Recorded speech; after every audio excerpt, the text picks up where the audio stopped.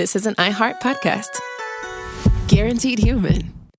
Mom, can I have Lingo Kids? Dad, Lingo Kids, please! When did we become the Lingo Kids house? No idea. Last week it was dinosaurs. This week it's... Lingo Kids! Why Lingo Kids? Because it's the best thing ever. We can play games with astronauts, wild animals, and superheroes. With more than 4,000 interactive games, songs, and shows, Lingo Kids is the #1 entertainment platform for young kids. So, no dinosaurs? And dinosaurs. Lingo Kids! Everything kids love. Download it for free.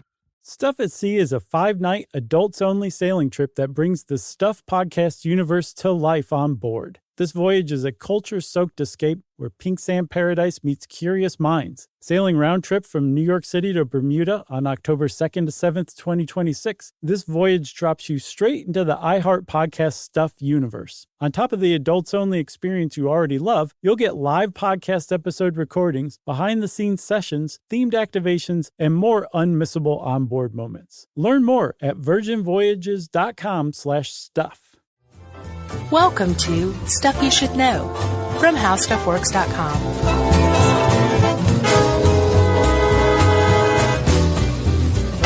Hey, and welcome to the podcast. I'm Josh Clark with Charles W. Chuck Bryant and the always wacky Jerry. So this is Stuff You Should Know. Once again, the 60 seconds preceding the record button being pressed is the gold. Wish we could sell that stuff. Yep. Sell it on the street.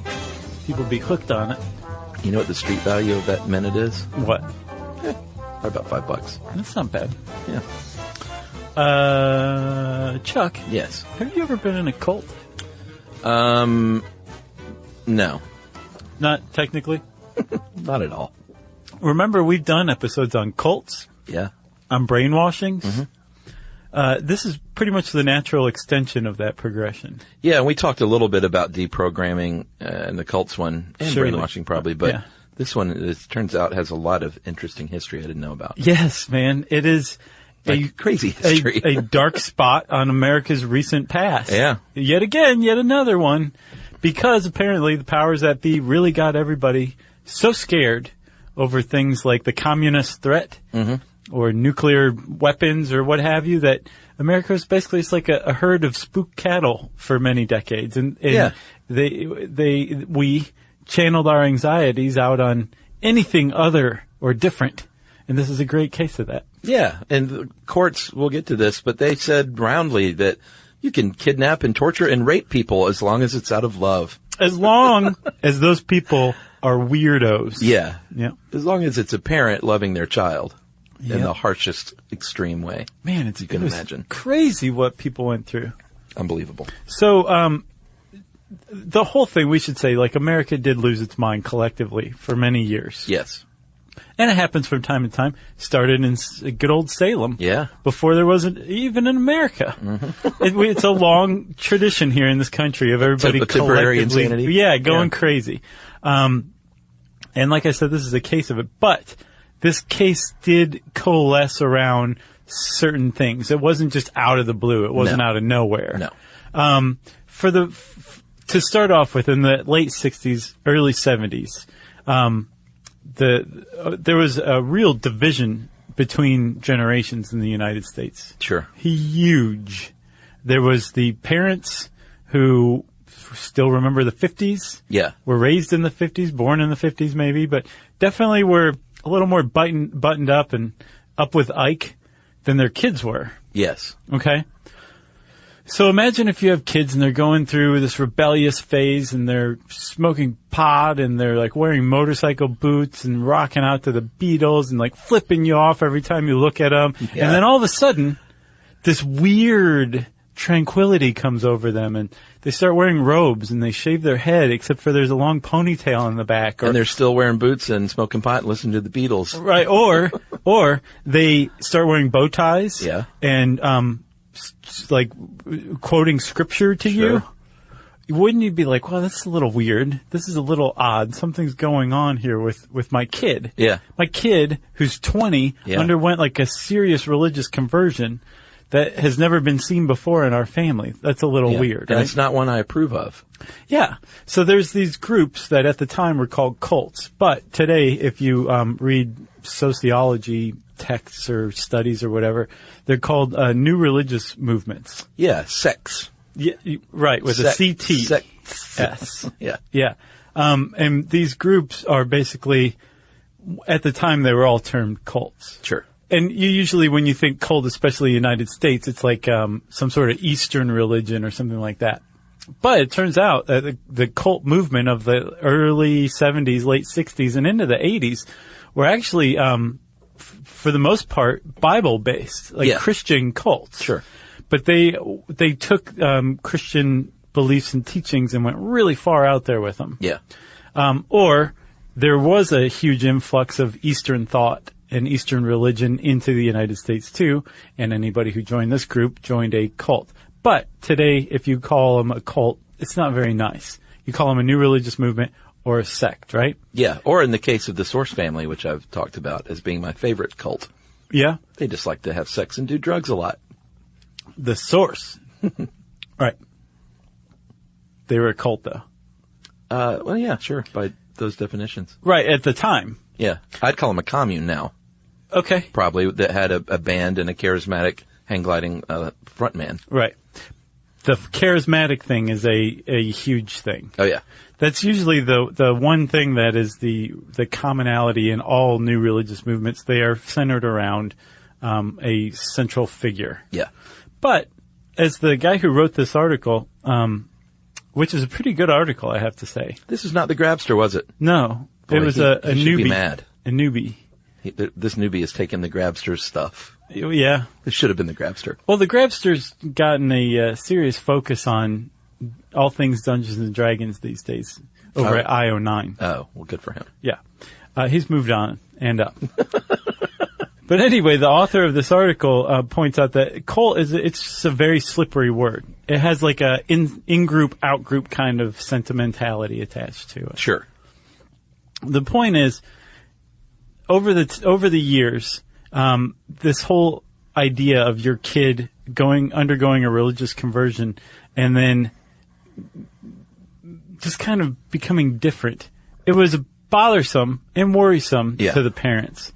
But then Jonestown happened, and all of a sudden, any kind of semblance of law or religious freedom or anything like that went right out the window because it was shown. And even before that, thanks to the Manson family, but really, with Jonestown, it was shown that these cults that supposedly up to that point people thought were harmless or even helpful, could be very destructive. Over 900 people died. Mm-hmm. So, I get it. I get why people would be upset about perhaps their children joining something that in any way, shape, or form resembles Jonestown. Right. So what do you do? Well, you could hire someone to kidnap and torture and beat them and yell at them into submission, a.k.a. deprogramming, a.k.a. brainwashing. Or I guess they would call it reverse brainwashing. Right. That was kind of the key, is this idea that you were combating this conversion to a new religious movement or a cult group or whatever, based on the idea that your kid couldn't possibly have undergone this conversion and joined this group based on his or her own free will. That's right. So thanks to that mindset and a guy named Ted Patrick, who we'll talk about right now, the Cult Awareness Network was formed. And Ted was, there were many deprogrammers. Well, I don't know about many, but there were a handful of deprogrammers in this time period. But Mr. Patrick sort of led the way. He was born in the red light district of Chattanooga, Tennessee, and apparently had a really bad speech impediment such that he couldn't even communicate with people. Right. So he dove into religion, and what he said was, quote, it wasn't long before all I could think of was hellfire and damnation. And so he had a bad experience with religion growing up, and then had an opportunity in the early 70s to go and save somebody's kid who fell into what they called a cult. Well, He's offered a job. Yes. So there was a scriptural-based Christian group called the Children of God, now called the International Family. And apparently they had tried to recruit Ted's son and nephew out on the beach in San Diego. And Ted was like, what do you mean some group tried to recruit you? I guess I'll just go infiltrate this group. Yeah, well, he was also approached by parents whose children were in this, what they called a cult. So, yeah, he infiltrated and said, you know what? They were brainwashed, and I'm the guy that can fix it for a fee. Yeah, which is weird because, so Ted Patrick, and somebody named Mia Donovan came out with a documentary recently called Deprogrammed. Ooh, I'd like to see that. Yeah, apparently it's very tough to find and get your hands on, but it's out there somewhere. And it's all about Ted Patrick. Ted Black Lightning Patrick is his name. Yeah. And he was an unlikely candidate to become the face and the leader of what was an anti-cult movement that had arisen in the United States, thanks to Jonestown and thanks to the fact that kids were joining cults left and right. Yeah. He was a high school dropout. Like you said, he had his own experiences with scripture and Bible beating and all of that kind of stuff. And he, I guess, his heart was in the right place from what I understand. But he did some really, really questionable stuff over the years after he formed the Cult Action or Awareness Network. You think his heart was in the right place? That's how Mia Donovan puts it. Really? Uh-huh. I think he's trying to make money. So that was another thing, too. Supposedly, he was working not for profit, that his expenses were paid, and he wasn't really pocketing the money himself. Boy, he went the other way pretty quickly. Yeah. Because at one point he was charging up to $25,000, which would be the equivalent of about $120,000 for each case today. Huh. To kidnap and deprogram your child. Yeah. A lot of money. Right. So he basically at the very beginning said, you know what? How do we get away with this? And he said, I think if we are working with the parents, then we won't be prosecuted for kidnapping because it's their own kid. So I won't, by proxy, be affiliated as an accomplice because it's their children. Yeah. And you can't kidnap your own child in 1971. No, you can't. And so that worked. At the time, 21 was the federal age for minors, right? Or for an adult. Anything below 21, you were a minor, unless the state had gone in and rewritten law and said, no, it's actually 18 or 19 or whatever. Yeah. So that covered like a pretty decent amount of the emerging cult population. Yeah, and he also figured that I won't get in trouble because once we have freed these people and deprogrammed them, they won't press charges. It's like they'll be delighted. Right, exactly. They're brainwashed. Right. All we have to do is unbrainwash them.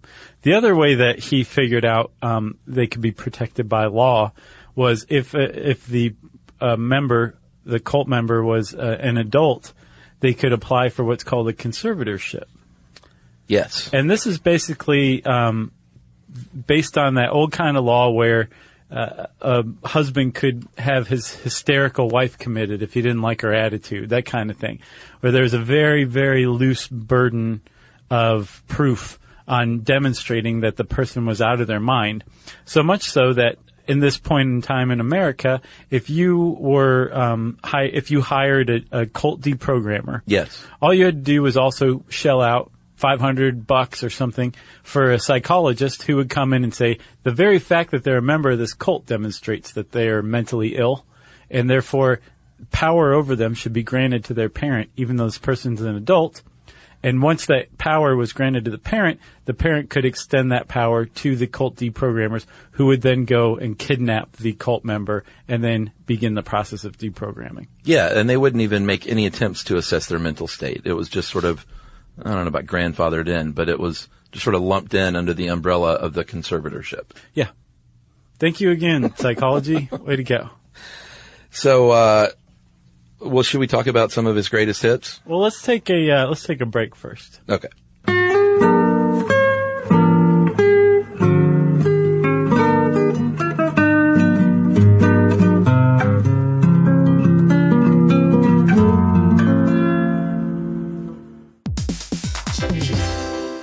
Every parent should know the car ride soundtrack. Are we there yet? How much longer? I'm bored. Well, if you're taking an extensive car ride anywhere and you've downloaded the Lingo Kids app prior to leaving the house, you may experience something strange, right, Chuck? That's right. You may experience silence from the back seat. Your kid may go an entire car ride without asking once if they were there yet. How about that? And by chance of miracle, they may even ask if you could drive longer. Yeah, that's the magic in Lingo Kids. Over 4,000 interactive games, songs, and shows, including their favorite Disney characters. It turns the longest drives into the easiest ones, and honestly, you won't understand why you didn't download it sooner. That's right. Lingo Kids is the #1 entertainment platform for young kids, and it's free to download. Or go plus with the Lingo Kids subscription and unlock even more content your kids won't be able to get enough of. You can save up to 60% on the yearly plan. Just search Lingo Kids in the App Store or Google Play. Lingo Kids, everything kids love.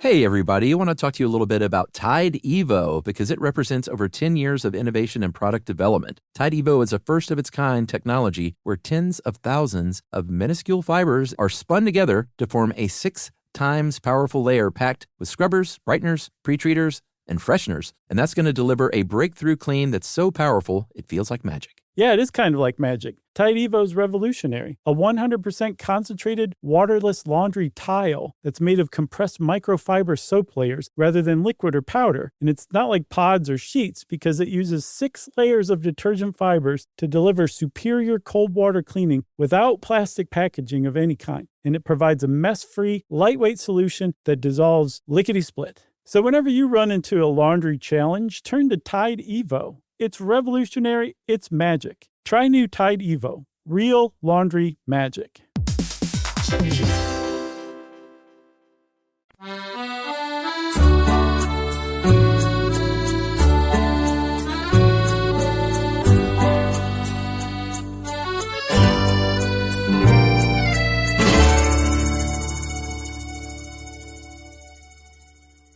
All right, so Patrick, the first thing he did when he first started doing this was, because he didn't really have a shop set up or a staff at this point, he hired thugs, street thugs, to do the kidnapping. Right. He would just pay dudes that were tough, ruffians as they were called, to abduct these kids. You know, like with whenever you hear like of a private investigator, making air quotes, yeah, like is also involved in like a jewel heist or something like that, where there's that real like gray area that's occupied by some people who are maybe working on the side of the law, but really they're doing really unlawful things to achieve those ends. Sure. These are the kind of people that were hired by the Cult Awareness Network. That's right. And he eventually was joined by someone named Sandra Sachs, who was a housewife, whose son was deprogrammed, and from, I believe, the Hare Krishnas. And then he got, I think, a guy named Goose. I'm not sure of Goose's real name, but he was became ultimately his like big henchman. Right. So they were sort of the three heading up the network early on, at least. So one of the things he did, it wasn't always religious cults even. He was hired, basically anytime a parent didn't like what their kid was doing, they could hire him to kidnap them and scream at them and handcuff them to a bed for a week. Yeah. Until they said they didn't want to do what they were doing, whether it was being a lesbian or just being a converted Catholic. Yeah. There was one case that he got in trouble for false imprisonment, I believe out in Denver, where a woman had left the Greek Orthodox Church to go live her own life, and her parents didn't like that, so they hired Ted and his company to deprogram her. Yeah. I guess, or reprogram her back into the Greek Orthodox Church. It was 2 girls, 2 daughters, and their quote at the end of this ordeal was, "There was nothing to deprogram." Right. We just left the church for another one. Yeah. Yeah. There's another woman, an English professor out in California, in San Francisco, named Sarah Worth. And she had become an anti-nuke activist, civil rights activist as well. Yeah. Her mother back in Pennsylvania thought that just was very unbecoming. So she hired the Cult Awareness Network to deprogram her daughter. That's right. This is going on, and it was legal. Well, I don't know about legal, but it was protected. Here's the thing. So let's talk about why this was legal or quasi-legal. At the time, again, America is really, really scared that there's this cult movement going on, that the youth of America is losing its free will. This is what the whole thing's based on, that there are groups, insidious groups out there who are recruiting and brainwashing our kids. What's to become of America if all of our kids are running around as Hare Krishnas or Bible thumpers or what have you? Yeah. They're the future. So we have to fight this. And if they're being brainwashed, you need to de-brainwash them. So not only was it groups like the Cult Awareness Network who were thinking these things, they were also like drumming up a lot of publicity as well. Yeah, they thought it was a big conspiracy. Yeah. A communist conspiracy is what a lot of people said too, that ultimately the communists were behind it. So not only is it this obscure fringe group that knows how to work the media who believes this, it's also the people reading the newspaper, like parents, cops, judges, juries. And if you take someone to court for kidnapping you and beating you up until you agree to stop being a Hare Krishna, and the judge is convinced that you have been brainwashed by the Hare Krishnas, the judge is not going to rule in your favor. And therefore, this whole technique, this whole method that was used for more than a decade was quasi-legal. For as many times as he was dragged into court, Ted Patrick was only in prison twice. Yeah. One time for like 10 days and another time for 60. Yeah, there was one famous case, Stephanie Reithmiller in Ohio. Her parents hired Patrick and his crew because she was a lesbian. Well, they suspected she was a lesbian. Yes. Was she in fact? Yes. Okay. So they paid $8,000, which would be $21,000 today, to kidnap her. She was 19 years old. She was walking on the street with her friend on the sidewalk. They pull up in a van. They mace her friend, and they throw her in the back of the van and subdue her. She was driven to Alabama from Ohio, and over the course of the next 7 days was raped once a day by a guy named James Rowe, who was one of the henchmen that worked with Patrick. Right, in order to get her back into the heterosexual mindset, right? Yeah, which we're going to do a whole podcast on gay deprogramming at some point. Okay. Because that's a whole different thing. Yeah. But that has its roots in something like this, obviously. At the trial, because this did go to trial, the defense attacked her roommate, who was gay, and said, look at her boots and her pickup truck, and she has a Doberman Pinscher. Like, this is very unbecoming. She has a very overbearing style. What they were trying to prove was that the roommate had brainwashed her into becoming a lesbian. Right. And just look at her with her boots and her pickup truck. Right. So eventually it goes to trial, and the judge, Hamilton County Judge Simon Leis, L-E-I-S, he was not very sympathetic at all of her lifestyle, of course. He said homosexuality was immoral, and even he told the jury that the lifestyle wasn't an issue, but I'm not going to represent to you that I approve of the sexual preference, and he called it unnatural. So eventually he said what the parents did was wrong, but I don't think there's any question that they did was totally done out of love for their daughter. And he described the tactics, even the rape, as to detract, like you said, from her lesbianism and attract her to heterosexual activity. Good Lord. So he got off with that one, huh? Yeah, and I don't think he was actually in the room. Like, there was a lot of back and forth on like what he knew and what he didn't know about this case. Yeah. But the guy who raped her got away with it. And this was, that was, again, he was dragged to court over and over again. And it wasn't, a lot of the cult groups did not fight back. And in some cases because they didn't want to open their books, from what I understand. Right. Which they may have had to had they fought anything like this in court. But also because America as a whole was against them. Like, remember Airplane, the original one? I just watched it the other day. Where he just beats up a bunch of Moonies in the airport who are trying to, like, offer him a free flower. Yeah, yeah. One of them's Joe Isuzu, for God's sake. I know. He's America's sweetheart. Well, he should have been beaten up for that. So, there was it was a joke, obviously, but it definitely pointed out this whole sentiment that America had toward cults at the time, which was like, it was open season, man. They were fair game, inside and outside of court. There's an indictment in New York where they indicted some Hare Krishna leaders for using mind control. In an indictment, in a court of law, the words mind control were used to indict somebody for a crime. Which never been even proven. Like, how do you mind control somebody? It's crazy, but this was like the sentiment that was going on at the time, right? Yes.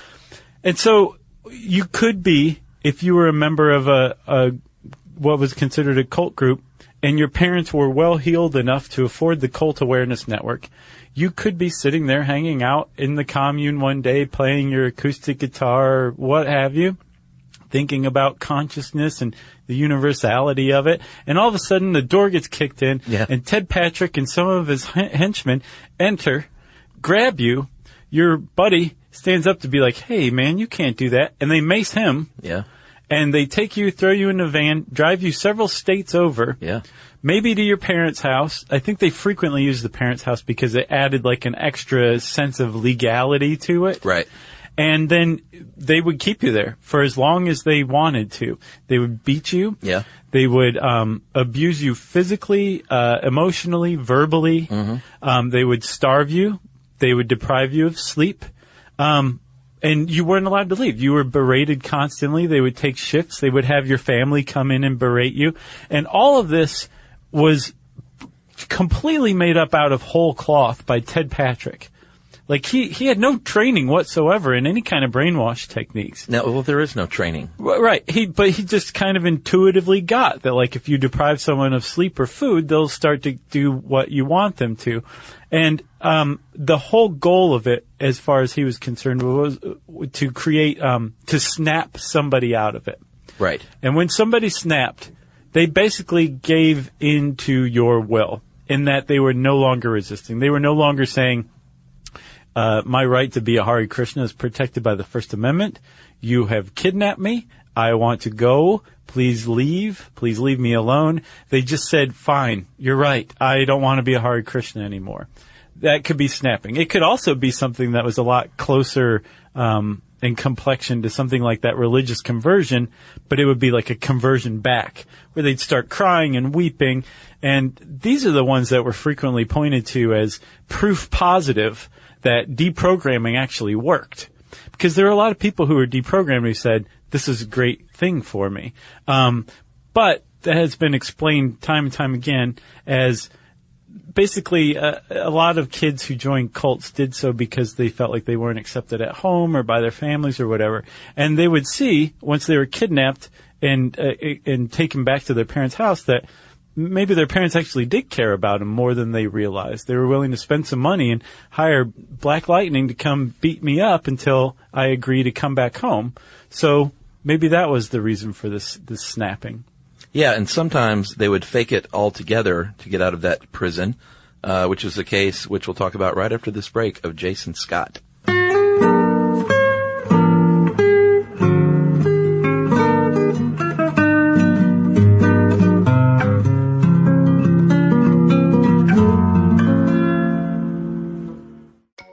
Can I have Lingo Kids? Dad, Lingo Kids, please! When did we become the Lingo Kids house? No idea. Last week it was dinosaurs. This week it's... Lingo Kids! Why Lingo Kids? Because it's the best thing ever. We can play games with astronauts, wild animals, and superheroes. With more than 4,000 interactive games, songs, and shows, Lingo Kids is the #1 entertainment platform for young kids. So, no dinosaurs? And dinosaurs! Lingo Kids! Everything kids love. Download it for free.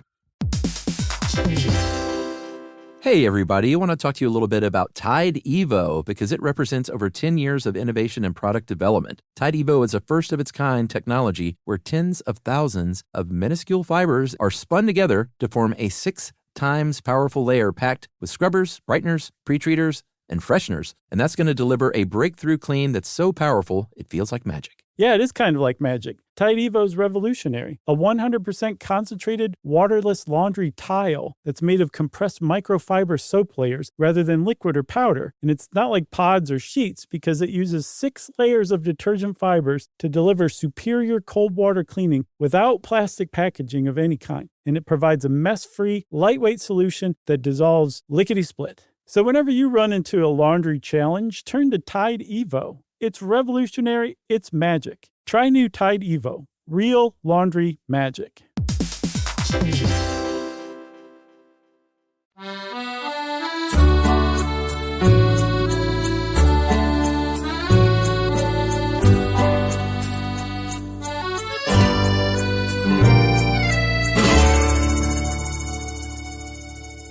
All right, so Jason Scott, this was not a Patrick affair. This was a guy named Rick Ross and another guy, 2 guys named Mark Workman and Charles Simpson.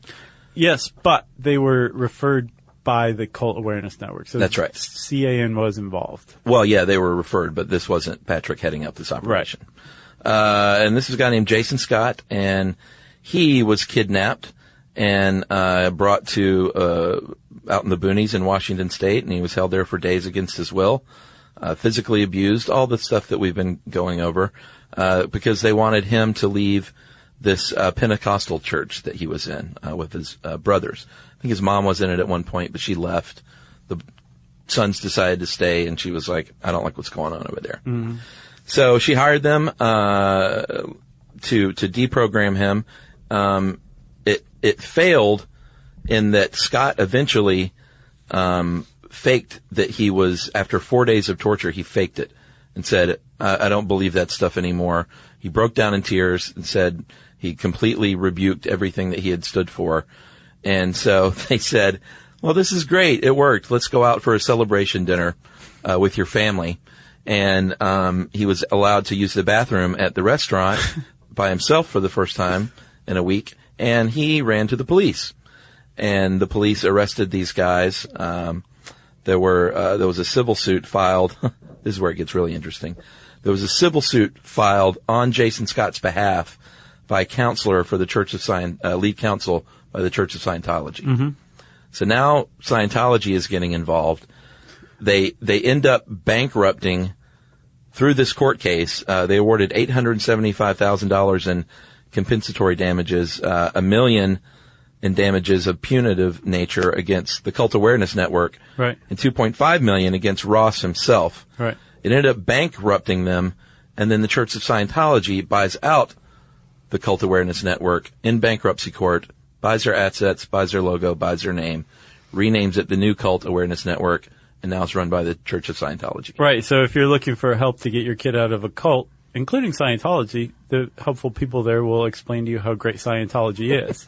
What's funny though is that like this Jason Scott case was one of about 50 that were brought at the time through Scientology lawyers. This just happened to be the one that stuck. Yeah, it went all the way to the Supreme Court where they denied the appeal, and in the end, Scott only got about $5,000 and 200 hours of professional services from Ross, which I didnn't understand. No, I'll explain it to you. So they became buddies, apparently. They did become buddies. So apparently, Jason Scott he forgave his mother.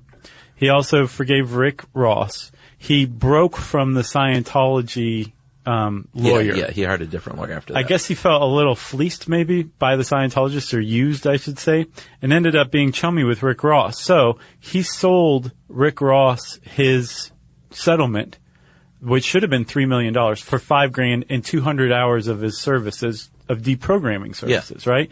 To deprogram, I think, his daughter, something like that. I don't know. That's what I couldn't find. Yeah. So, Rick Ross is still at it. He's an exit counselor. And if you listen to him talk, it's really weird, man. Approaching this from the outside, like, there was a war that was going on that is still being fought here or there, but the average person wouldn't know about it in the media between the anti-cult movement, which is headed up by people like Ted Patrick and Rick Ross and the Cult Awareness Network, the old version of it, and the, I guess, cult movement, which has as disparate members as the Church of Scientology, Yeah. the Catholic League, First Amendment people like the ACLU on another side. So there's this weird, like, this battle that went on, and Scientology ultimately won just because they bled the anti-cult movement out in the courts. But, like I said, Rick Ross is still at it. What he's doing now is exit counseling.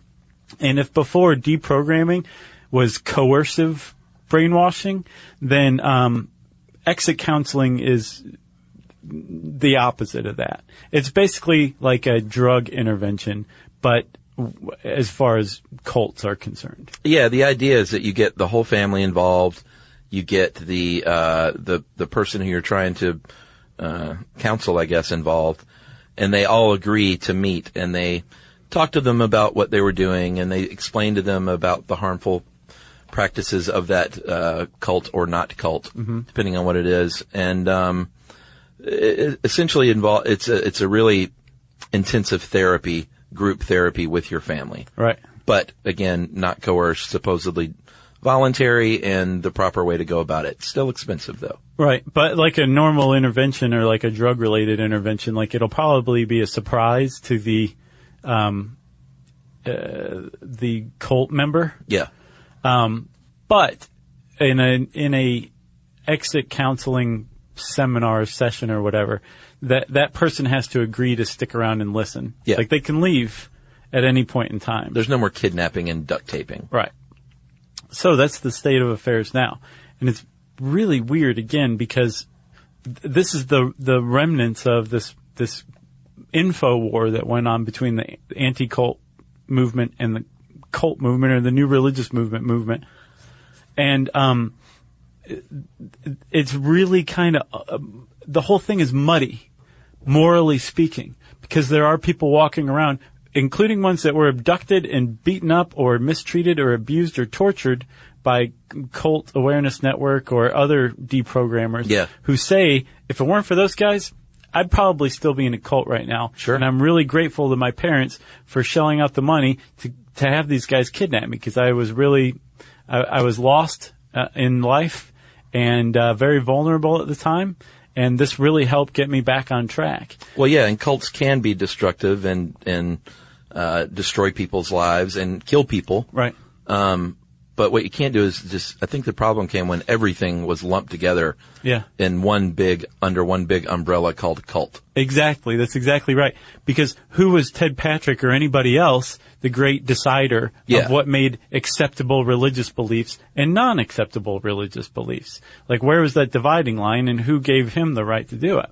Man, could you imagine? I mean, if this was going on today with the way things are. Well, it kept going until 1995 was when that judgment came down that bankrupted Cult Awareness Network. I'm talking about 2015. Yeah. Like, I mean, with the way things are, I could see wackos left and right hiring people to abduct their children and set them straight. Yeah. You know? Well, supposedly they made out pretty well in the satanic panic of the 80s too. Oh, I'm sure. That documentary Deprogrammed is largely about the director's stepbrother who was deprogrammed by Ted Patrick because their parents thought that he was a Satanist or whatever because he listened to heavy metal. We should do one on the PMRC and backmasking, that whole, we'll just call it like 80s satanic panic or something. Let's do it. That'd be a good one. Okay. There's a book.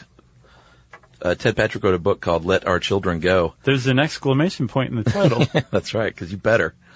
In 1976, and here was one quote of something. He bragged a lot about some of these things. Yeah. He said, he was talking about Wes, one of the people he deprogrammed. He said Wes had taken up a position facing the car with his hands on the roof and his legs spread-eagled. There was no way to let him inside while he was braced like that. I had to make a quick decision. I reached down between Wes's legs, grabbed him by the crotch, and squeezed hard.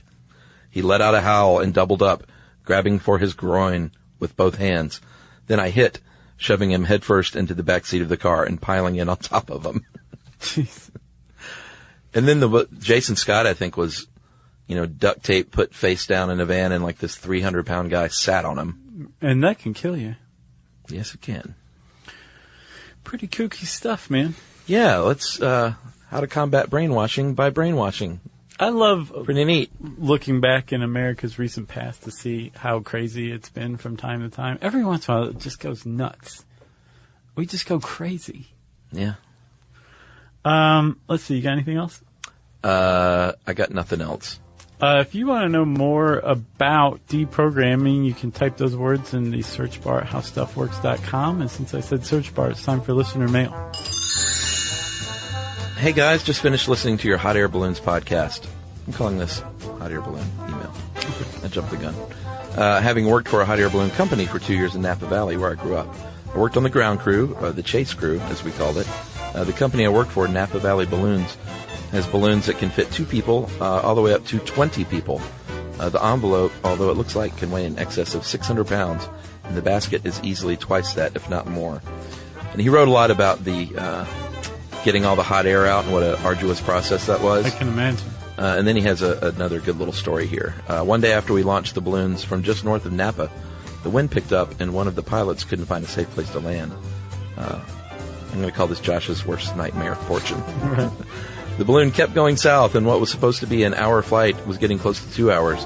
The balloon got so far south that it was approaching the San Francisco Bay, and if it got over the bay, the balloon wouldn't have enough fuel to make it to land again. So the pilot made an emergency landing in a wheat field that was the last land before the bay. You try not to land somewhere without permission, but in this case, it was an emergency. The pilot left with the customer, so we had to contact the owner of the land and had to be let onto the property to get our balloon. Understandably, the owner was angry, but we gave him a bottle of champagne, as you said. They still do that. And offered to pay for the damages to his crops. While most flights had no issues whatsoever, this one sticks out in my mind because it was a particularly exciting day. Nice. That is Ryan from Washington, D.C., via Napa Valley. I like the part about champagne. Sure. I like the part where the pilot left with the customers really quickly after he landed. Right, exactly. Who was that? Ryan. Thanks, Ryan. That was a good story. Again, I like the champagne part the most. Yeah. If you want to get in touch with us and tell us all of your champagne wishes and caviar dreams, you can tweet to us at SYSK Podcast. You can join us on Facebook.com/StuffYouShouldKnow. You can send us an email to StuffPodcast@HowStuffWorks.com. And as always, join us at our home on the web, StuffYouShouldKnow.com.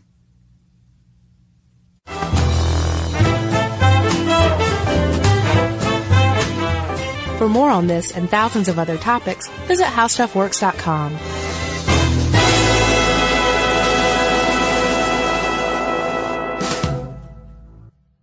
Mom, can I have Lingo Kids? Dad, Lingo Kids, please! When did we become the Lingo Kids house? No idea. Last week it was dinosaurs. This week it's... Lingo Kids! Why Lingo Kids? Because it's the best thing ever. We can play games with astronauts, wild animals, and superheroes. With more than 4,000 interactive games, songs, and shows, Lingo Kids is the #1 entertainment platform for young kids. So, no dinosaurs? And dinosaurs. Lingo Kids! Everything kids love. Download it for free. Introducing the all-new Mazda CX-5, featuring more connection. Hey Google, where's the nearest Pilates class? Safety that has your back. More discovery on the scenic routes. More passion in the details. And more control in changing weather. The all-new Mazda CX-5. More to move every side of you. See it in 5 films at MazdaUSA.com/5sides. Google is a trademark of Google LLC. Sequences shortened and simulated. This is an iHeart podcast. Guaranteed human.